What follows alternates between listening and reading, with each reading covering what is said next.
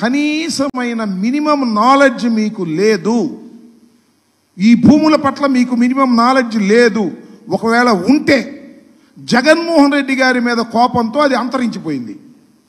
కనీసమైనటువంటి ఇంగిత జ్ఞానం కూడా లేదు. నేను మనవి చేస్తున్నా, బ్రిటిష్ వారి టైంలో భారతదేశానికి స్వాతంత్రం రాకముందు 20వ శతాబ్దపు మొదటి రోజుల్లో బ్రిటిష్ వాళ్ళు ఈ భూములు సర్వే చేసి రాళ్ళు వేశారు. అప్పటి నుంచి ఇంతవరకు అసలు సర్వేలే జరగల. కానీ కేంద్ర ప్రభుత్వం నీతి ఆయోగ్ దాన్ని రీసర్వేలు చేసి భూముల్ని, ఎవరి భూములను వారికి రక్షణ కల్పించాలనేటువంటి ఉద్దేశంతో ఒక సమగ్రమైన చట్టాన్ని భారతదేశ వ్యాప్తంగా తీసుకొచ్చింది. దానిలో భాగమే ఈ రీసర్వేలు. మీకు ఒక విషయాన్ని ఇక్కడ మనవి చేస్తా. నాకు పెద్దలు చెప్పినటువంటి అంశం, చాలా సీనియర్ ఐఏఎస్ అధికారి చెప్పాడు నాకు. ఏమనంటే, ఇతర దేశాల్లో భూ వివాదాలు వెరీ మినిమం 3% మాత్రమే ఉంటాయి, మ్యాక్సిమం ఉంటే 3%. మన భారతదేశంలో ఎంతో తెలుసా? 60 to 70% భూ వివాదాలు. కోర్టులు చుట్టూ తిరగటం. ఏదో స్వామి చెప్తారు, కోర్టుకు వెళ్ళిన తర్వాత జడ్జిమెంట్ వచ్చిన తర్వాత గెలిచిన వాడు ఏడిచాడంట, వాడిపోయినోడు ఏడిచాడంట.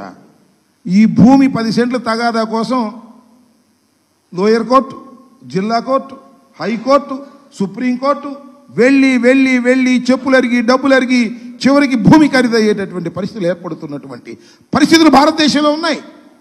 వీటన్నిటినీ కూడా క్లియర్ చేయడం కోసం సర్వే చేసి భూమి హక్కుని ఆ భూమి హక్కుదారుడికి ఇవ్వాలనేటువంటి ఉద్దేశంతో రీసర్వే ప్రారంభించింది జగన్మోహన్ రెడ్డి గారి ప్రభుత్వం. ఒక విప్లవాత్మకమైనటువంటి రీసర్వే. దీని ద్వారా రైతాంగానికి, భూ యజమానులకి రక్షణ కల్పించాలనేటువంటి ఒక సదుద్దేశంతో ప్రారంభించబడినటువంటి ఈ రీసర్వేని ఇష్టం వచ్చినట్టు మాట్లాడారండి. తెలుగుదేశం వాళ్ళందరూ మాట్లాడారు, చంద్రబాబు నాయుడు గారు స్వయంగా మాట్లాడారు. మీరు చూశారు కదా. జలగన్న పథకం అంటే ఇది జగనన్న కాదు, మేము జగనన్న పథకం అని పెట్టాము, దాన్ని జలగన్న పథకం అని పెట్టాడు. మరి ఆ జలగన్న పథకాన్ని మళ్ళీ నువ్వెందుకు తీసుకొచ్చావా చంద్రబాబు నాయుడు గారు? నాకు చెప్పండి. ఒక మాట అన్నావు, నిన్న కాక మొన్నే 17వ తారీఖున అన్నావు, రీసర్వే ప్రశ్న లేదు, ఎవరన్నా అడిగితే వాళ్ళకి చేస్తాం, ఇక ఆపేస్తాం, అసలు ఈ రాళ్ళు ఏం చేసుకోవాలో, మాకు నెత్తిని కొట్టుకోవాలో కింద కొట్టుకోవాలో అర్థం కావట్లేదు అన్నావు. మరి ఇప్పుడు ఏం చేస్తావని అడుగుతా ఉన్నా. మాట ఎందుకు తప్పారు? నేను మనవి చేస్తున్నా, ఈ రీసర్వే కోసం ప్రభుత్వం సుమారుగా 14,630 మంది సర్వేయర్లు ఉపయోగించాం. 17,000 గ్రామాల్లో 2.26 కోట్ల వ్యవసాయ భూముల్ని సర్వే చేశాం. 13,371 గ్రామ కంటకాల్లో 85 లక్షల ప్రభుత్వ ప్రైవేటు భూములు, ఆస్తులు 110, పట్టణాల్లో 100, 40 లక్షల ప్రభుత్వ ప్రైవేటు ఆస్తులు, 10 లక్షల ప్లాట్లలో సమగ్ర సర్వే ఇప్పటివరకు పూర్తయింది. రిమైనింగ్ మేము చేస్తామని అంటున్నారు.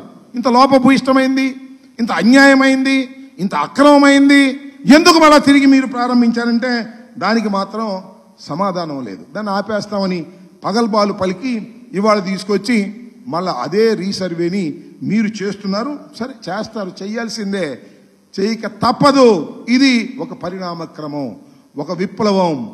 రైతులకు లేదా భూ హక్కుదారులకు పూర్తి సమగ్రమైనటువంటి భూ హక్కుని ఇవ్వాలి అంటే సర్వే చేసి ఇవ్వాల్సినటువంటి బాధ్యత వీళ్ళందరికీ ఉంటుంది అనేది కూడా గుర్తుపెట్టుకోమని మనం చేస్తున్నాం. ఇప్పుడు ఈ సర్వే చేసేటప్పుడు డ్రోన్స్ ఉపయోగించడం, కొత్త టెక్నాలజీ ఉపయోగించడం, ఇవన్నీ చేయటం వల్ల ఏం జరుగుతుందంటే ఆ హద్దుల దగ్గర మ్యాక్సిమం వస్తే ఒక 5 సెంటీమీటర్ల తేడా వస్తుంది. అదే లింకులతో చేస్తారు కదా, బ్రిటిష్ వాళ్ళ టైంలో లింకులు కొలతలు చేసేటప్పుడు పెద్ద తేడాలు వచ్చేస్తాయి. ఓ 10 లింకులు 20 లింకులు తేడాలు వచ్చేటువంటి పరిస్థితి ఉంటుంది.